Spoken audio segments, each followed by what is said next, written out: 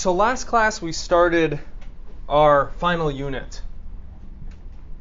And what we investigated were various arguments for the existence of God.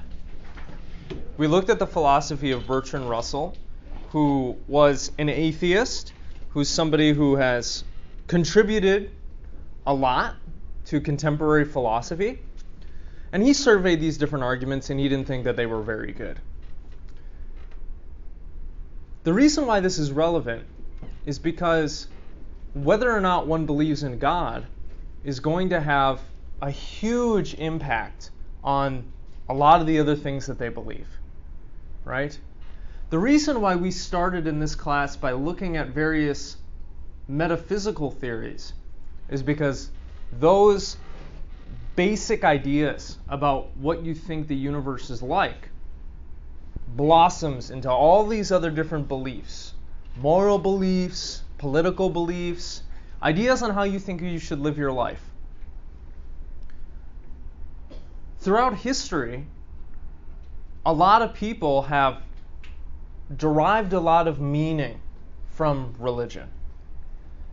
Christianity, Buddhism, Taoism, Islam, all these different religions have offered humans peace and security that they were unable to find in other ideological or philosophical systems. One question that we might ask ourselves is, what is the relationship between meaning and divinity? That's the question that we're going to be looking at today. Does one need to believe in God in order to think that their life has meaning? Does one need to believe in God to think that their life has some sort of purpose, that they're here for a reason? Well, to investigate those questions, we're going to look at the philosophy of Susan Wolf, who is a contemporary philosopher who's in her 70s now, but somebody who has contributed in significant ways to the Western canon. We're going to be looking at an argument that she presents in which she argues that even if we don't have an objective purpose or reason for our existence, we can still discover meaning in our life and follow it. And so today I asked you to read an article by her, The Meaning of Lives. This question, whether or not life has meaning, is something that thinkers and philosophers and theologians have been asking for centuries, right?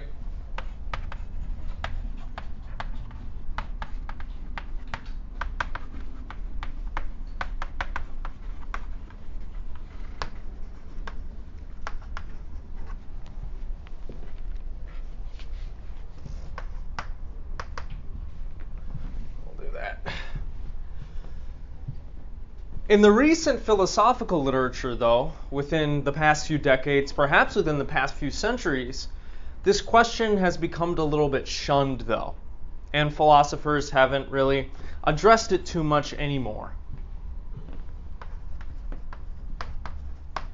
And there are a lot of reasons for this.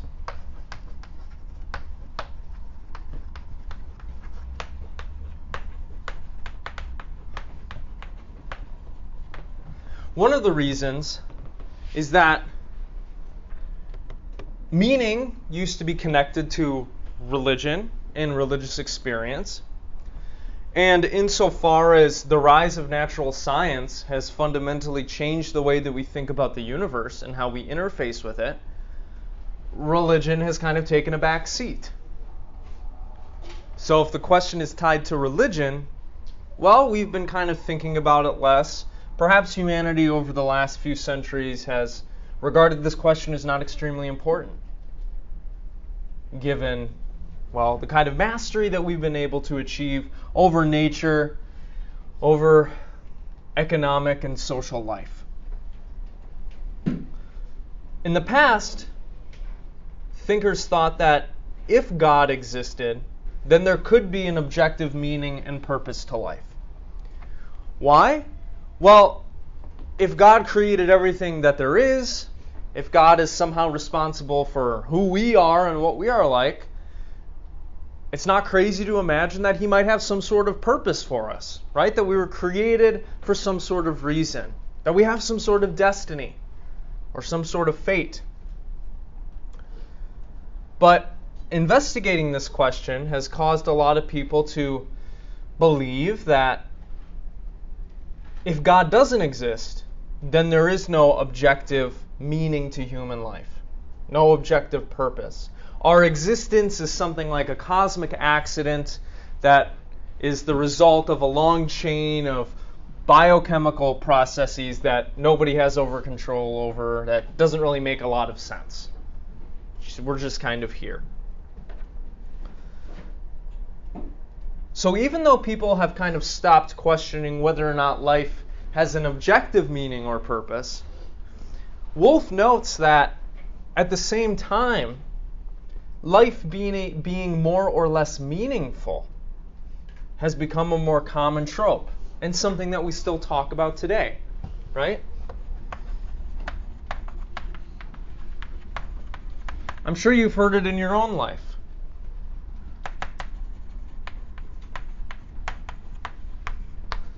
Is your life meaningful? Oh, I don't feel like my life is meaningful.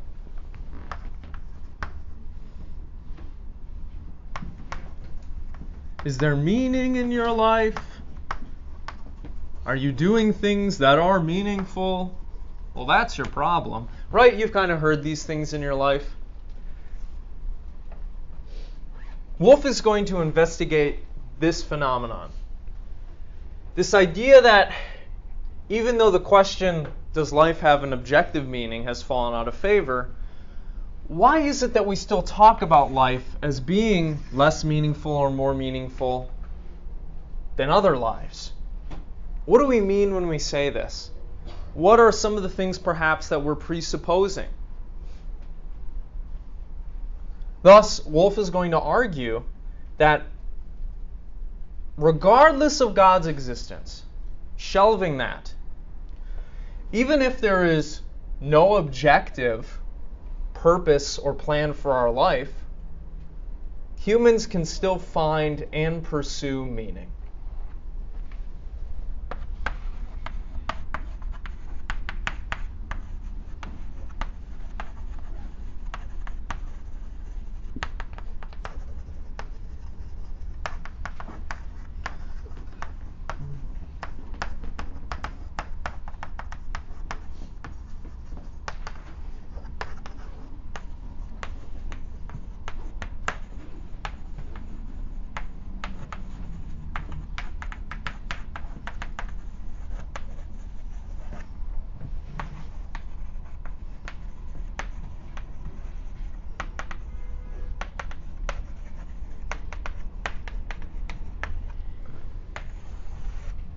As we'll see, she's going to argue that even if we don't believe in God, there are such things as more or less meaningful lives.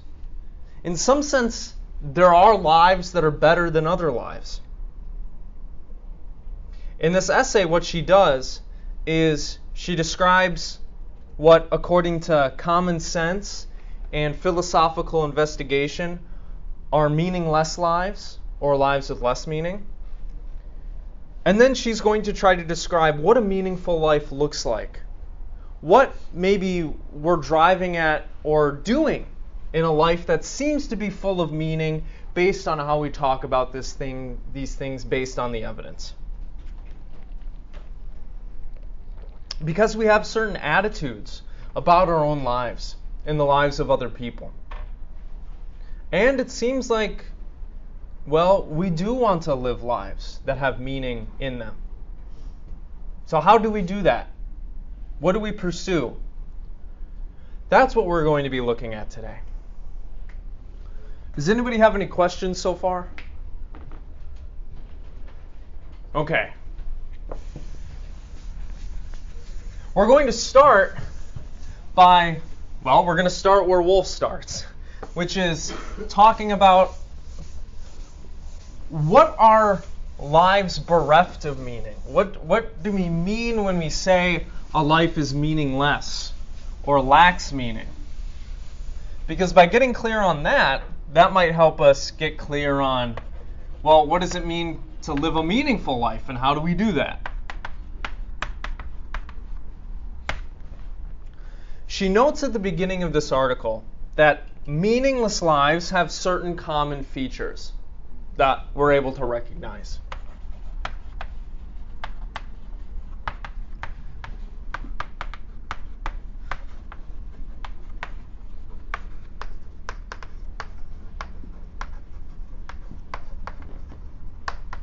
That is, it doesn't seem to be random that lives are meaningful or meaningless. We kind of recognize whether or not a life is meaningful or not based on what the person is doing, based on the activities they're engaged in, perhaps based on their attitudes and their dispositions. She talks about this on the 3rd page in this article. For me, she says, the idea of a meaningless life is most clearly and effectively embodied in the image of a person who spends day after day, or night after night, in front of a television set, drinking beer and watching situation comedies. Not that I have anything against television or beer. Still, the image, understood as an image of a person whose life is lived in hazy passivity, a life lived at a not unpleasant level of consciousness, but unconnected to anyone or anything, going nowhere, achieving nothing, is, I submit, as strong an image of meaningless life as there can be. Call this case the blob. In any life, any human life, is meaningless. The blob's life is. But this doesn't mean that any meaningless life must be, in all important respects, like the blob's. There are other paradigms that highlight, by their absences, other elements of meaningfulness. In contrast to the blob's passivity, for example, we may imagine a life full of activity, but silly, or decadent, or useless activity. And again, I have nothing against silly activity, but only against a life that is wholly occupied with it. We may imagine, for example, one of the idle rich who flits about, fighting off boredom, moving from one amusement to another. She shops, she travels, she eats at expensive restaurants, she works out with her personal trainer. Curiously, one might also take a very unidle rich person to epitomize a meaningless life in a slightly different way. Consider, for example, the corporate executive who works 12-hour, 7-day weeks, suffering great stress for the sole purpose of the accumulation of personal wealth. Related to this, perhaps, is David Wiggins' example of the pig farmer who buys more land to grow more corn, to feed more pigs, to buy more land, to grow more corn, to feed more pigs. These last 3 cases of the idle rich, the corporate executive, and the pig farmer are in some ways very different, but they all share at least this feature. They can all be characterized as lives whose dominant activities seem pointless, useless, or empty. Classify these cases under the heading useless. So, according to Wolff, cursory examination of meaning in life seems to show that meaningless lives are those that are dominated by pointless, useless, or empty activities.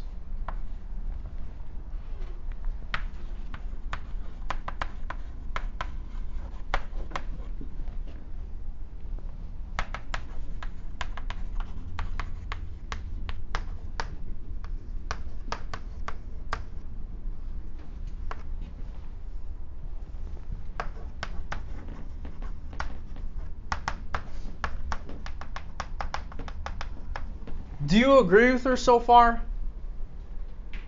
If you spend all of your time watching TikToks, that's all you do, is that meaningful?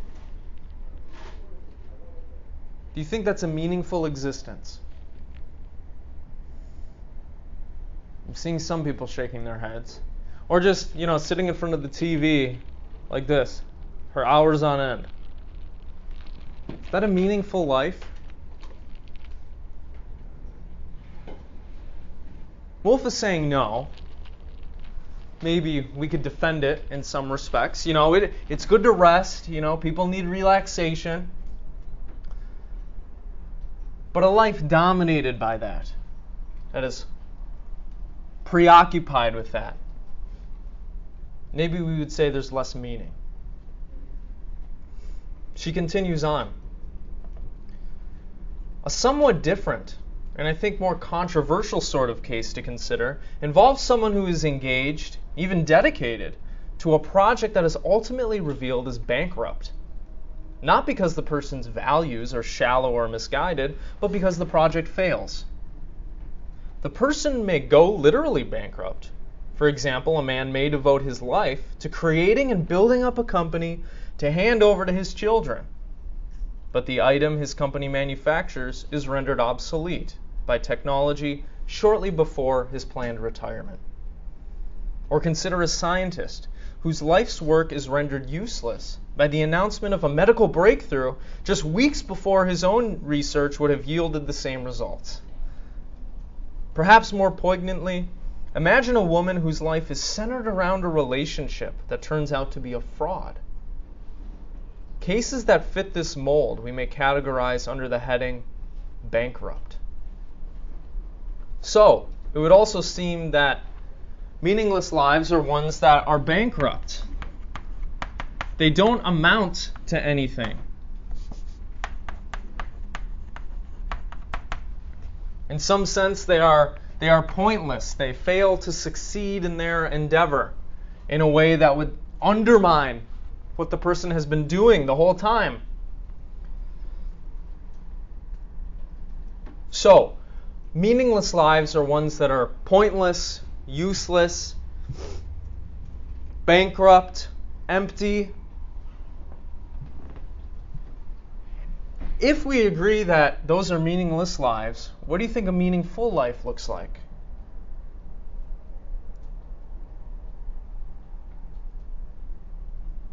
What adds meanings to y'all's lives?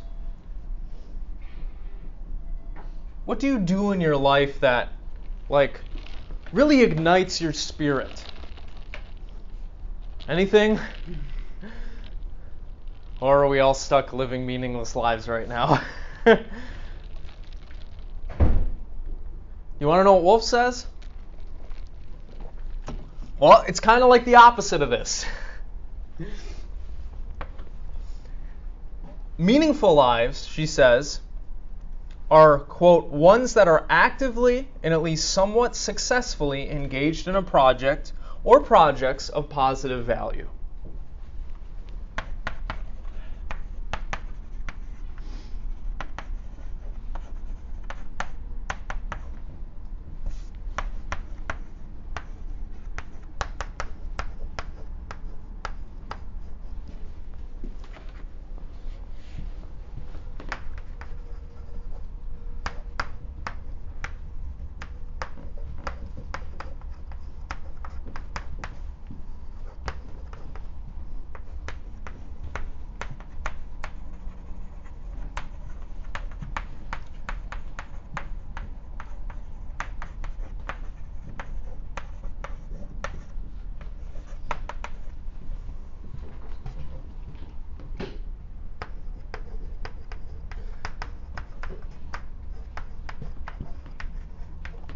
So there are a lot of components to this. But I think it intuitively makes sense what she's trying to say here.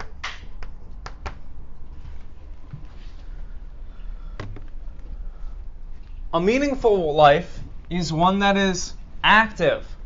We've seen this before, right? Which ethical theory talks about living a life of activity? Think back to our second unit. The ethical theory that was all about improvement and self-perfection and making yourself the best that you can be. Yeah? I've Yes, exactly, yeah. Aristotle's virtue theory, right? So she says a meaningful life is one that is active, right? You're engaged in activities, you're doing stuff. You're not just sitting around all day, doom scrolling on Twitter, okay?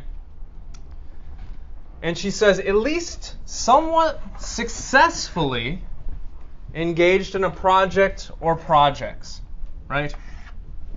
So again, associated with activity. What would be the opposite of engaged in a project or projects? Well, we might say consumption. Right? What are you doing when you're consuming? You're not contributing anything. You are just taking in and taking in and taking in, not producing anything, right? Not creating anything. So you're engaged in some project or projects of positive value. This is important. She includes this aspect because it gets back to this bankrupt and useless idea. Maybe empty too, we could say, is connected to it. Lives that are taken up by engaging in projects that don't do anything for you or other people are not meaningful. For example, moving the tables around this room endlessly and putting them back where they started. What does that do? I mean, maybe it provides you some pleasure to move tables. I don't know, but it's not doing anything, right? It's not contributing anything. One would say that doesn't have any positive value.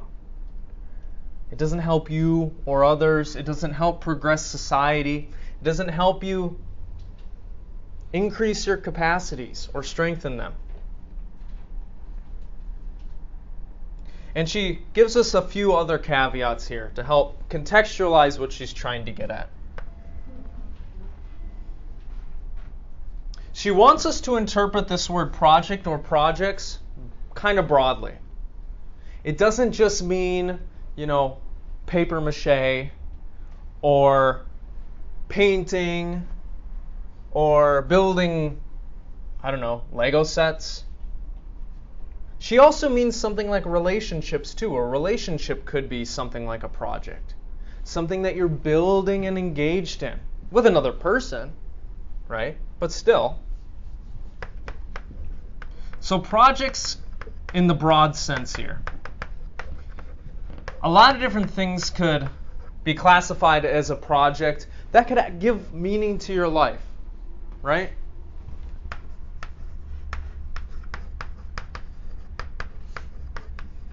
Even if, for example, you end up living your life as a stay-at-home mom who just raises a bunch of kids and keeps the home clean, that can still be a life of positive value that you can succeed or fail at, right? That adds meaning to your life.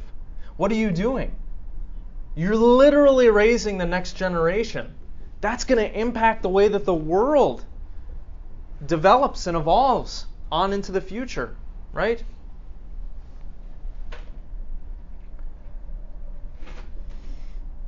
These projects have to be something that engage the person doing them too.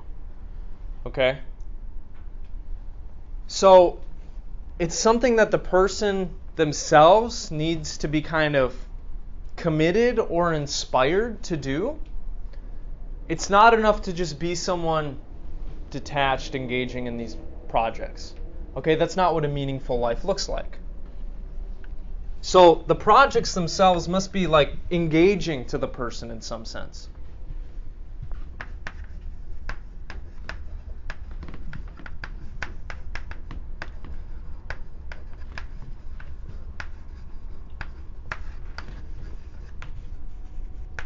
So, for example,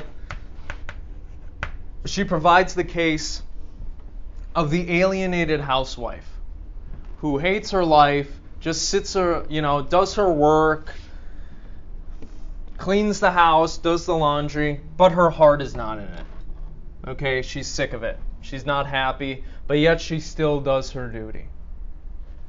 That's not what she's talking about in regards to a meaningful life. Okay? It's not enough to just be engaged in activity of positive value. It needs to kind of be something that subjectively captures you, that you find fulfillment in, let's say.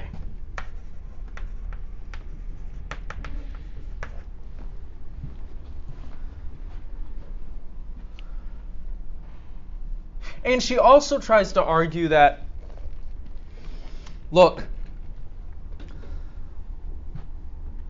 while we all find different things that are interesting to us, while different things capture us, right? I like teaching, maybe you like painting or singing or dancing,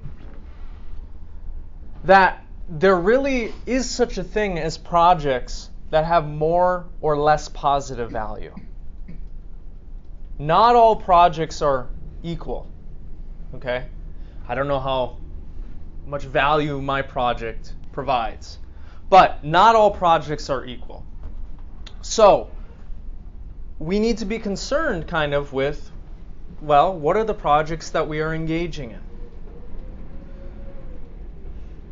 The projects that we seem to be committed to, that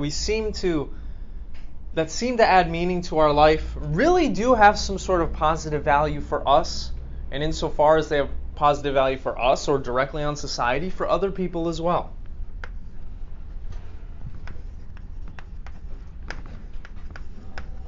So we can't just be engaged in useless or empty activities. A meaningful life is one that is actually engaged in projects that do have positive value, like objectively, not just because we think that they do. Okay?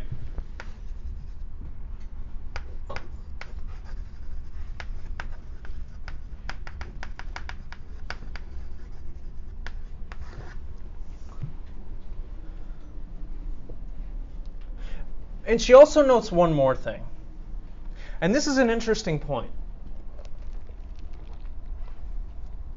When you think of somebody who has lived a meaningful life, who do you think of? Think of examples of people that you think have lived meaningful lives. Who would you say has lived a meaningful life? Bust out your history knowledge. Would you say Gandhi lived a meaningful life? Martin Luther King Jr.? Jesus? Did he live a meaningful life? Siddhartha Gautama, the Buddha? Did he live a meaningful life? A lot of times we attach meaning to like moral behavior and being a good person, being like a Mother Teresa type. But she notes that a meaningful life doesn't have to be centered around morality. It doesn't even have to be moral overall. Okay? Think of somebody who, rather than donating their time and giving to the poor or volunteering at the soup kitchen, becomes a chess grandmaster of the world. That's pretty meaningful, right? Wow, to ascend that hierarchy of this game that has been around for a long time and become the best at it, that's pretty meaningful, right? Or somebody who is an amazing actor or actress, like at the top of their game, that can really capture human emotion, inspire it in others, help produce these great works that move people. That's meaningful, right? Yeah, we wouldn't say that a lot of actors or actresses are good people, right? So, such lives need not be all that moral.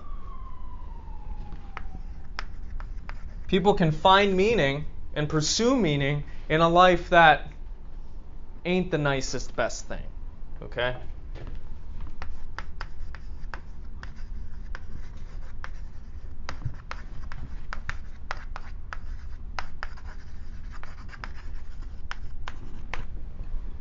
The examples that she gives are like Olympic athletes, chess masters, etc.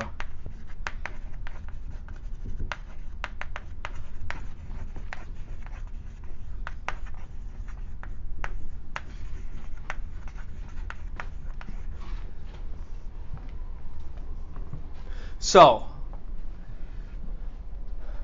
she says a meaningful life, at first blush, seems to be one that is active, you're doing stuff, you're engaged in a project or projects that have positive value.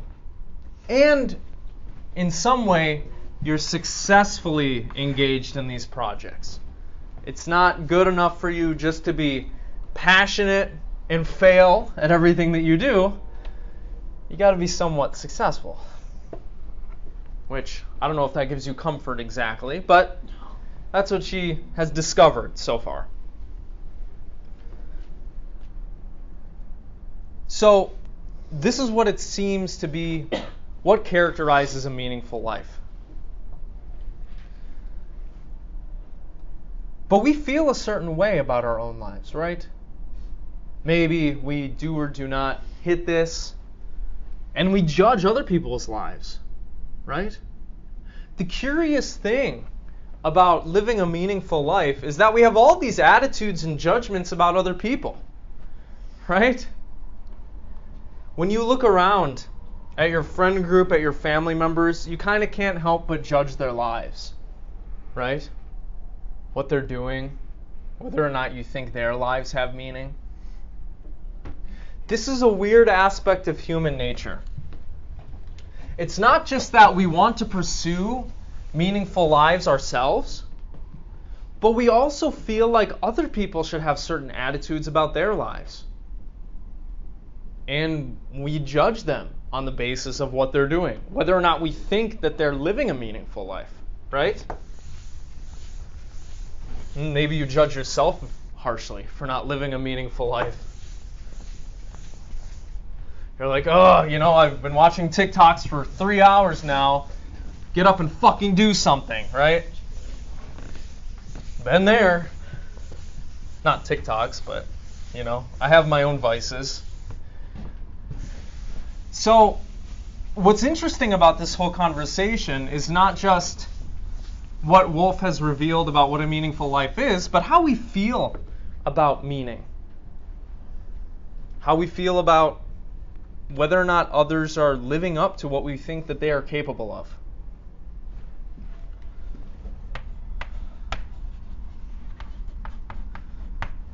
If you just look at other people, if you reflect on how your mind works, what you think, what you say, what others think and say, what we discover is that generally people want a meaningful life. Duh. Don't need to be a philosopher or a psychologist to figure that out. People seem to have this desire, this maybe even a need for meaning in their life, right?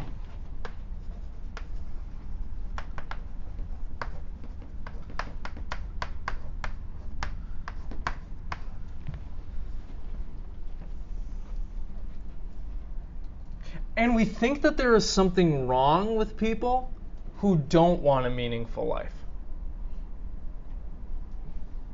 Isn't this true? If you're having a conversation with your friend and you're like, all you do, Clarissa, is you watch YouTube all day and you scroll on Facebook. And she's like, I'm completely fine with that. I don't really care about anything. I just like my Facebook. Like in the back of your mind, you're like, there's something wrong with that, right? You can't help but think you should want a meaningful life. You should be pursuing that. Maybe the reason why you engage in such negative self-talk is because you feel the same way towards yourself, right? So it's not just that people want a meaningful life. We think that people should want a meaningful life, including ourselves.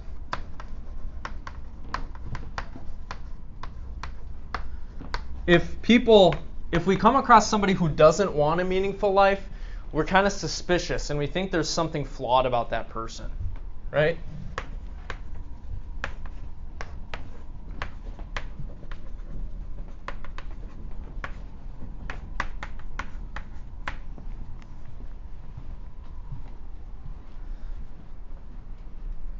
And then, of course, what goes along with this is that not only do people want a meaningful life, not only do we think that people should want it, we think that people ought to pursue it. Duh.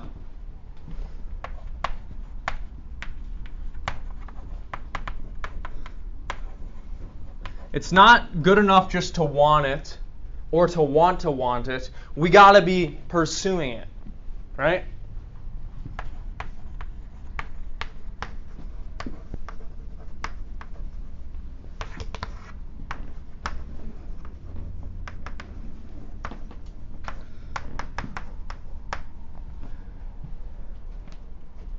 We judge ourselves and others who are missing one or more of these things, right?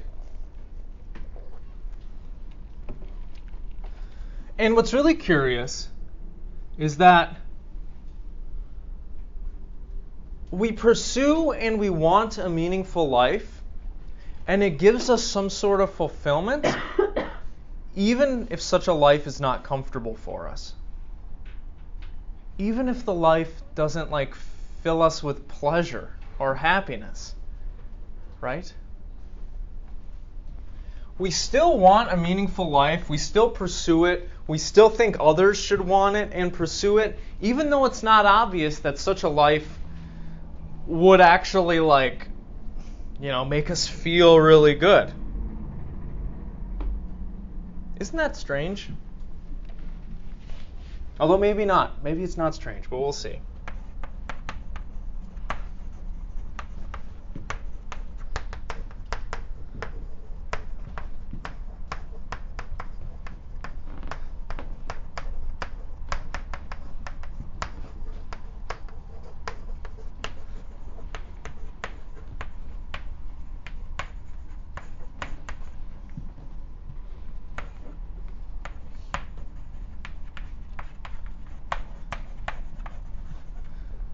And if we look at history, if we reflect on, what we want, what we're trying to get out of life, not only do we recognize that we're in pursuit of a life that isn't necessarily more comfortable for us, but we think that meaningful lives, again, don't necessarily need to be morally better. Think of all the historical figures who have pursued what they thought was meaningful, even though it was heinous, right? They still found a lot of fulfillment and meaning in those actively chosen and pursued projects. No doubt Hitler's life was probably very meaningful to him, right? Now, I'm not saying that his life was objectively meaningful or good, but I think you understand the point, right? Even if such a meaningful life would bring us some amount of misery, some amount of displeasure, we still pursue it. We still think that it's worth it, right? So it seems that we are chasing after something that is bigger and more fulfilling than just sensuous pleasure or mere comfortability, right?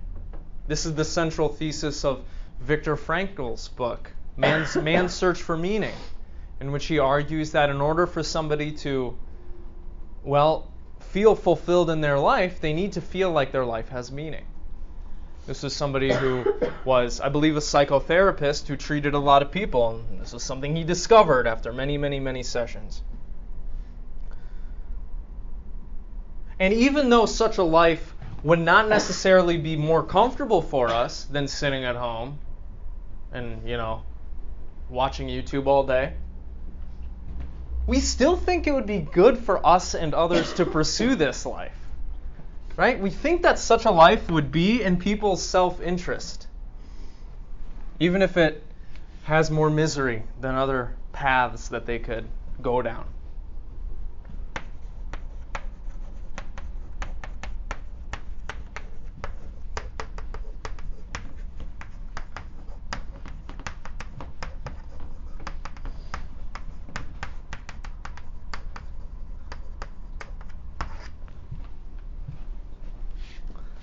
That is, even if a meaningful life is filled with pain and suffering and trade-offs and misery,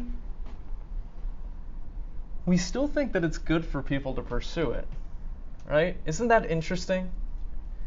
There's something about this thing that we're searching for, that we're trying to achieve, meaning, that justifies all of the craziness, all of the despair, right?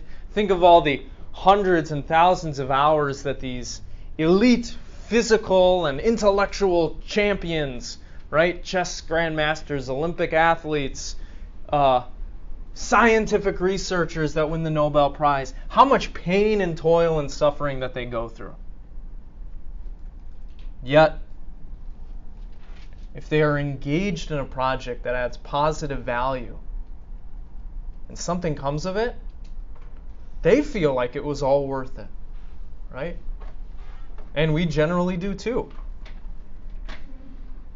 So, this seems to reveal that we have some sort of desire or need for something that isn't just the satisfying of our physical desires, something deeper.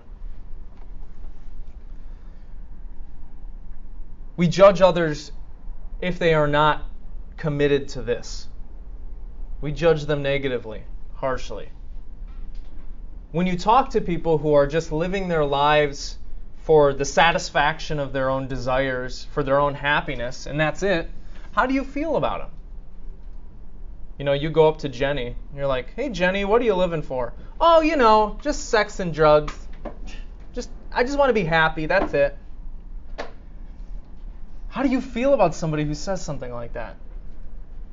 Maybe you're like, you know, that's good, but don't you want to help your community? You know, don't you want to liberate women or something?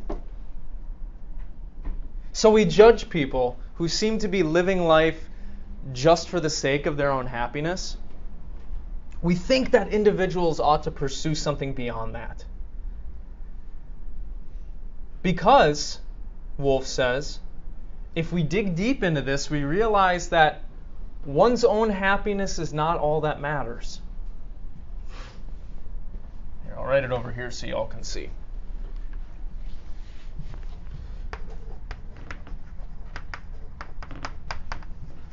There seems to be something troubling about the guy, you know, who just tests video games for a living and then goes home and plays video games and drinks beer and smokes weed, and that's all his life is, right? And he's like, "But it makes me happy."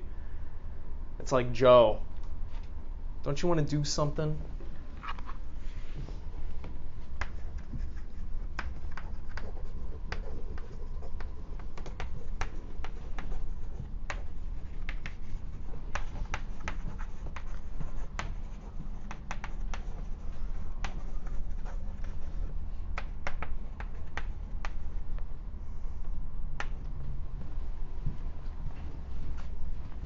Maybe we could say a mark of maturity is recognizing that your own happiness is not all that matters in this life, regardless of whether or not God exists.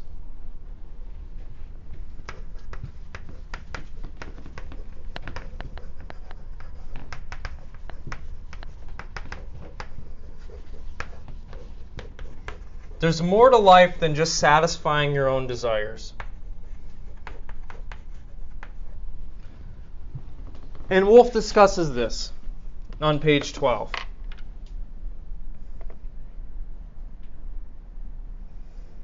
She says, "My suggestion that we have reason to care about and to try to live meaningful rather than meaningless lives resembles Thomas Nagel's in form. This is another 20th century philosopher. Like him, I'm suggesting that we can have reason to do something or to care about something that is grounded not in our own psychologies, nor specifically in our own desires, but in a fact about the world. The fact in question in this case is the fact that we are, each of us, specks in a vast and value-filled existence and universe, and that as such we have no privileged position as a source or a possessor of objective value. To devote oneself wholly to one's own satisfaction seems to me to fly in the face of this truth, to act as if one is the only thing that matters, or perhaps, more, that one's own psychology is the only source of determining what matters. By focusing one's attention and one's energies, at least in part, on things, activities, aspects of the world that have value independent of you, you implicitly acknowledge your place and your status in the world. Your behavior and your practical stance is thus more in accord with the facts. So what she's trying to encourage here is this kind of life that recognizes that there's value outside of you. There are things that are worthwhile in and of themselves, regardless of whether or not you're here or not. To live a meaningful life, she's going to say, in some sense, implicitly involves you recognizing that you are just one person among a plethora of perspectives, one part in this giant system that, well, has objective value, even if it doesn't have an objective purpose. So, there is value outside of your own life, outside of your own ideas of things. There is a worthwhileness. We are not the sole determiners of whether or not things are good or bad, or are valueless or value-laden. We are part of something that is much bigger than ourselves. And so, to kind of get a little philosophical wooey-wooey, we could say, she says we should live lives that harmonize with this fact, that harmonize with the recognition of the mereness of our subjectivity. Actually.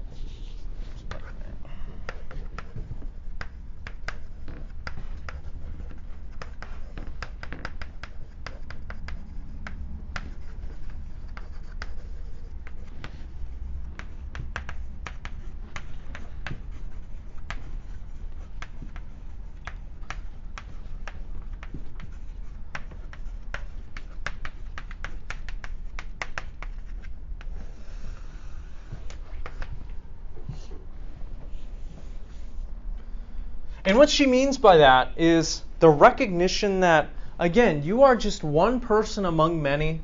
You are just one unique perspective in this vast cosmos. Your understanding of reality does not completely capture all that there is to know. Nobody has a monopoly on truth. Nobody by themselves is the sole determiner of what is valuable, of how life should be lived, of what a good life looks like. To recognize that each of us has a unique, incomplete perspective and a limited subjectivity, you might say, is to live in accordance with the facts. This is the way that things are. And so, in some sense, what that should compel us to recognize and do is live a life that doesn't just cater to our own wishes and desires. This is what she was getting at with the whole positive value thing. right?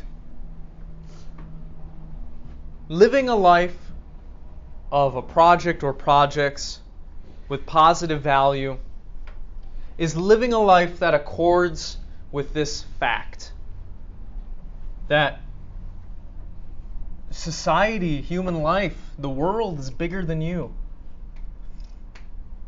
That there are things that are objectively good, things worth striving for,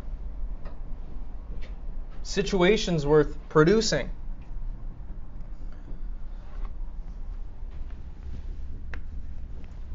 This understanding, living in this way, it recognizes that things outside of us have objective value, whether we realize it or not, whether we agree with it or not.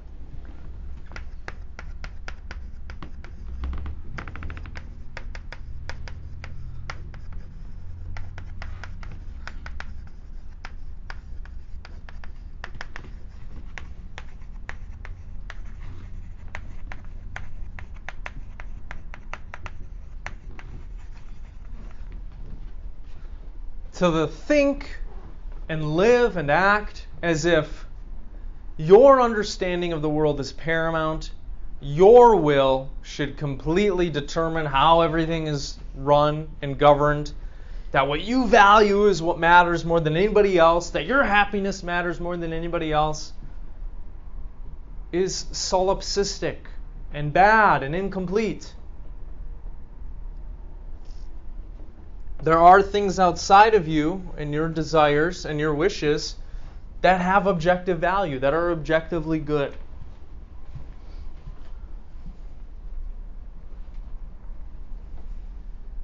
She says that to realize that we are a speck in a vast, value-filled universe provides us with an objective reason to value something other than ourselves. This kind of life accords with the facts.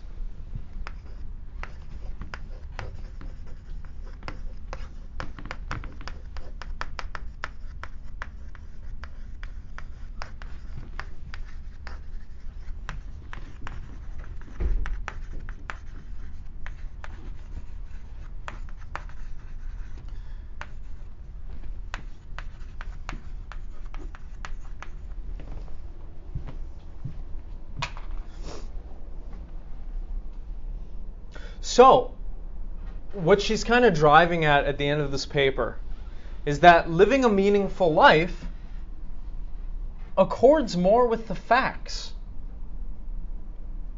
Living a meaningful life, well, is one that we should do, one that we should engage in. It is, in some sense, objectively better than living a meaningless life. Now, what a meaningful life is going to look like to you is going to be somewhat relative, right, to your passions and your goals and your talents. But a meaningful life is going to have the features that we looked at before, she thinks. This should be comforting. Although there is no guarantee of success, although life is fucking difficult, and there is pain, and there is suffering, what she's trying to say is there is a path available to us that will allow us to discover and pursue meaning. A life of fulfillment is possible for you, regardless of whether or not God exists. You don't have to believe in God, she thinks, to find and pursue meaning. What we have to do is be subjectively committed to a project, right? It has to engage us. A project or projects that have objective value. If we can do that, then we will find meaning. We are pursuing it. It will give us a sense of fulfillment and perhaps happiness and security that we could not find by just spending hours and hours on Instagram every day.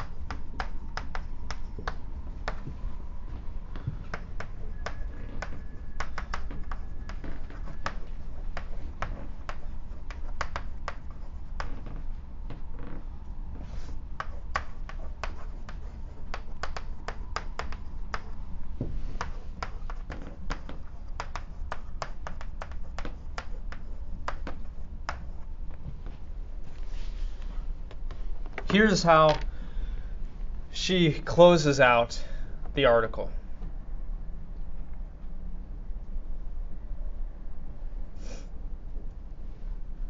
It seems to me that even if there is no meaning to life, even if, that is, life as a whole has no purpose, no direction, no point, that is no reason to doubt the possibility of finding and making meaning in life.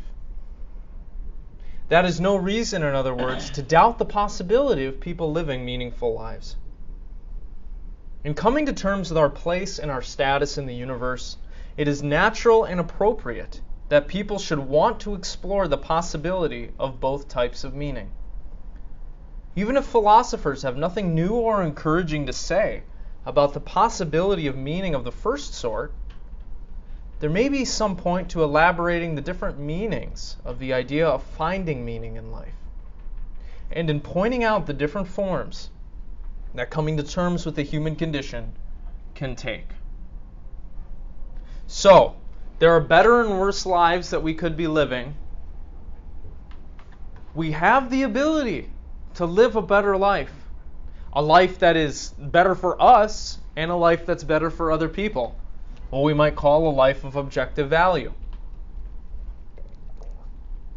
But we got to get out there and we got to do shit.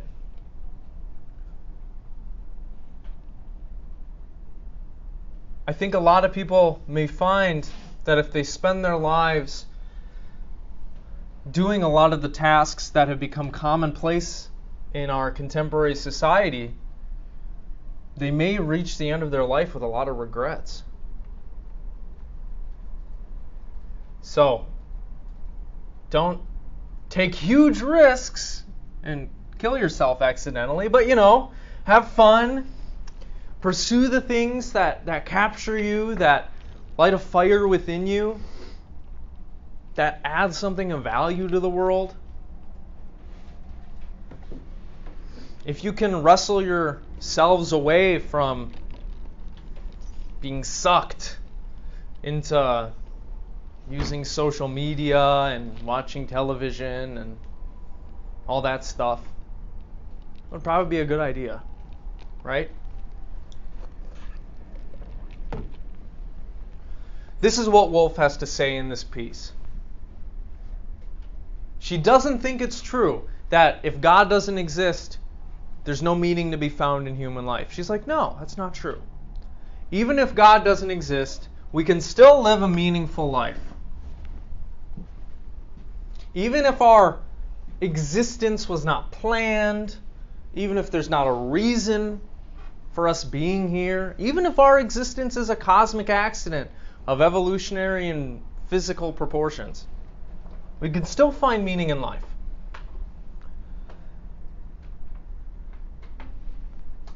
This essay that we're looking at today is going to help pave the way for some of the other deep and fundamental questions that we're going to be looking at in this unit. I believe we're also going to look at Christian and atheistic existentialism.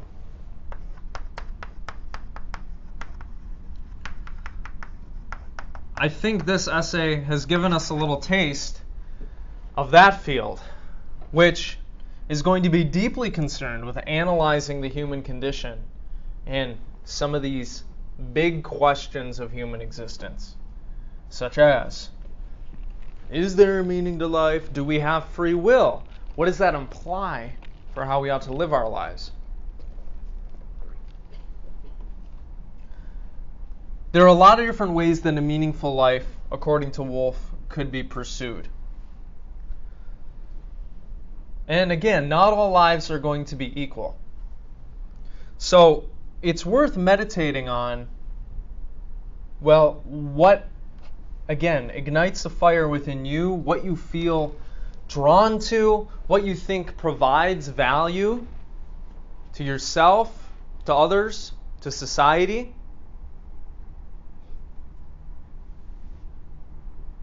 These are all things worth reflecting on. Okay. So what do you all think of this? Do you think Woolf is right?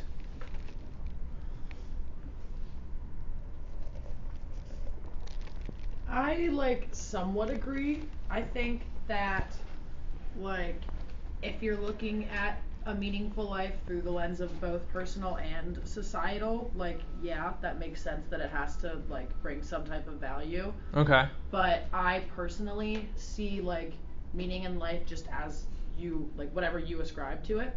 So like if my meaning in life is to just consume worldly pleasures and like have a good time, I think that's fine. I don't think that that's a meaningless life. I don't think that you have to want to pursue something bigger than yourself. If you find meaning in a small, like, seemingly meaningless thing, I think that that's still finding meaning in your life. Okay, so you wouldn't judge people for doing that. Okay. Does anybody know what that kind of life is called? In which you pursue pleasure? You prioritize pleasure above all else?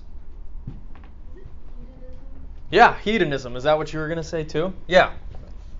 Yeah, that is one philosophy of life that's available to you. Now, Wolf would say, that's probably not the kind of life that you want to pursue, but a lot of people would disagree with her.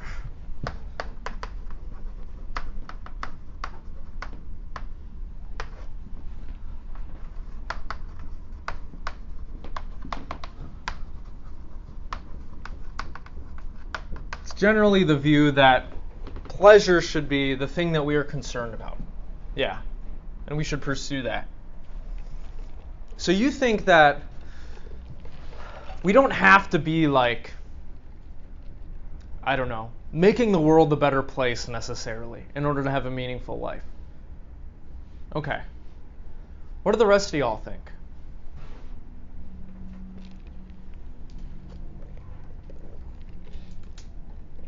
Maybe you could just speak from personal experience. How do you want to live your life? What do you want to do? What do you want to get done? How do you want people to remember you?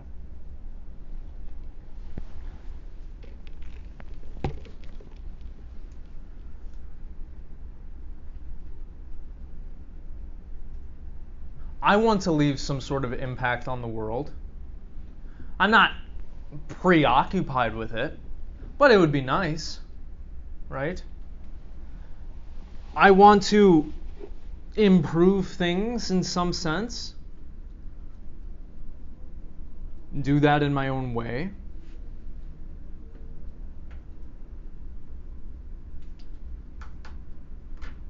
I want to investigate these problems and these questions. I find a lot of joy in that. I want to talk about this stuff with others. I want to show love to people. I want to be of service in the ways that I can. What do you want? What do you want to do?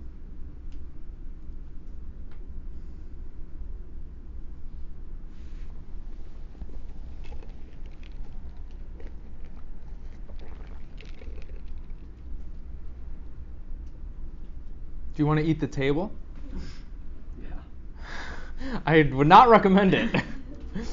Unless you have like teeth of steel. I don't know. What do you want to do? Yeah. I want to be creatively fulfilled. I want to better my community either like through my job or like through children someday. Cool.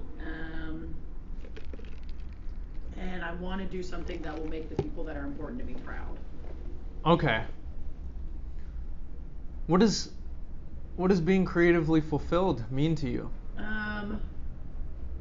Well, like writing, dancing, painting? I'm really passionate about music, so that's ideally what, but I also like find creative outlets in other ways, like through writing or something, or could be a convergence like with my job or career or whatever, like just something that lets my creative mind speak and feel like she's out there. You want to express your own authentic individuality. Sure. Yeah? Is that a cool way of putting it? I don't know. Yeah, a lot of people want to do that. I guess that's what I'm kind of doing in a sense by getting up here and word vomiting on all of you. Right? I'm expressing what is alive within me in a way that hopefully transmits some information and ignites interest. One can only hope. What do the rest of y'all want to do? What do you find meaning in? What's meaningful to you? Yeah. For me, writing, just want to write anything and everything. Not like a specific medium of writing, I just like all of it. So, I don't know, I want to be a teacher. Poetry? Sure. Prose? Yeah. Like I said, like literally all of it. I think I've written pretty much under every medium so far.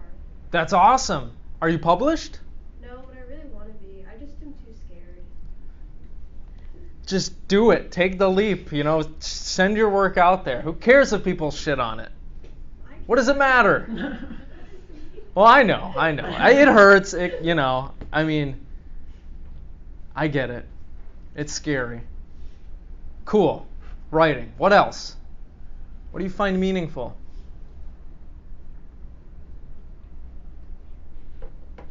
Eating cake? Crying in a bathroom? No? Sometimes we're all there, but... Music is really important to me. I'm a psychology major. My whole upbringing was like based around music and like singing. Cool. And I want to find a way to like keep that in my life moving forward. Yeah. Do you want to produce your own music or? Probably not. But like I still want to do like singing gigs and like stuff like that. Because it's a nice creative outlet. Cool. Okay. Yeah, maybe it's a form of catharsis too. Yeah, sometimes you just gotta belt it out and cry. Yeah. I find taking care of my rabbits very meaningful, and I also foster several rabbits and try to help them find homes. I work in conjunction with some rabbit rescues around here, and taking care of them is definitely a bit of a challenge. And you wouldn't think it, but bunnies can be very high maintenance. I believe it. Yeah. Yeah. Cool. Okay, so you find some meaning in care. Yeah? Yeah, I think a lot of people do. I think that's why a lot of healthcare professionals do what they do. Like nurses and doctors, they find some sort of meaning in providing care, fixing the human body, right? Psychologists perhaps find some meaning in help alleviating the issues of the human mind. Yeah, what else?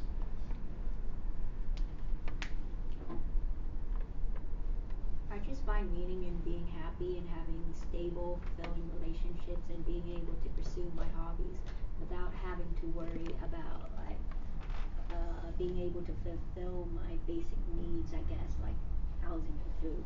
So Sure. That taken care of, being able to pursue that other stuff is pretty meaningful to me. What are your hobbies? Just like spending time with my friends, video games, reading, things like that. Cool. Okay. Anybody else?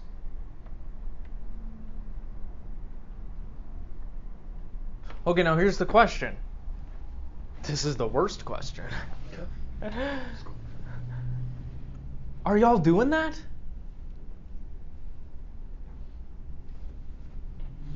Are you pursuing the things that you find meaningful? I'm an English major, So at least a little bit, right? You have to, right? You have to be writing, at least for your classes. Yeah? so I guess, but I'm more so writing scholastically more so than for myself. And while I still really love writing scholastically, I like doing research papers and stuff like that, I still want to be writing for my own sake and not for help out, I guess. Yeah. And it can be tough when you have all these different obligations to write placed on you.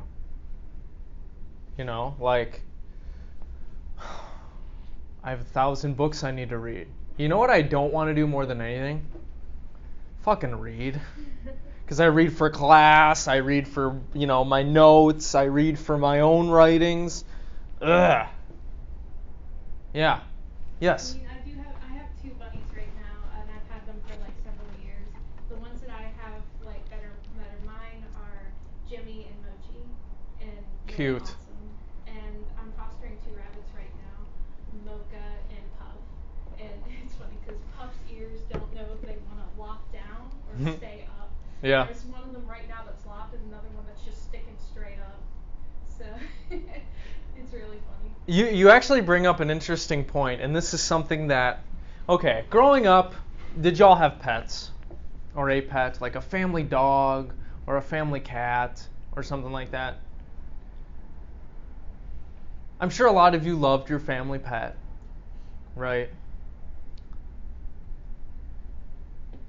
I think I can say now that the cats that I have now, oh my God, I love them so much. They add so much meaning to my life. Actually taking care of something, even though they're cats and I don't have to do that much. Wow, I just look at them and joy in my heart. They're just so damn cute, I just want to. So I don't know, if I'm not telling y'all to go out and buy a pet, but if you're looking for something to spark some joy, a cat is pretty cool. Or a bunny maybe, but a bunny is probably a lot more work than a cat is. Yeah, it can be pretty expensive, and sometimes it's a little harder because you can't really take them to a general vet. You need to find an exotic vet, and one specifically that's very rabbit savvy, because not all exotic vets know about how to take care of bunnies and certain illnesses they have, and you got to be really proactive about watching for signs of illness in rabbits. Because Sure. they're prey animals, they tend to hide what they're feeling. Yeah. So sometimes it's really hard. I remember Mochi had a case of GI stasis where their gut digestive tract wasn't actually moving, and he did a really good job of hiding it. My cat dealt with something similar. He almost died. Yeah, I had to bring him in for surgery because of that, because he wouldn't poop. Toby. I had to take him to the emergency vet, and because he was training and then he trained so hard he threw it up everywhere. So I was like, Oh, yep. Yeah. I know what that's like. Costs a lot of money too when that kind of thing happens. Anyway, here's the point. Cats are cool. No.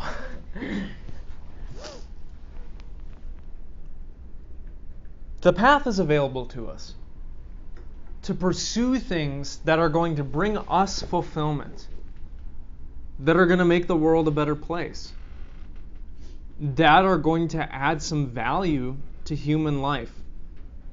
Hopefully, that makes things better for those who come after us, right?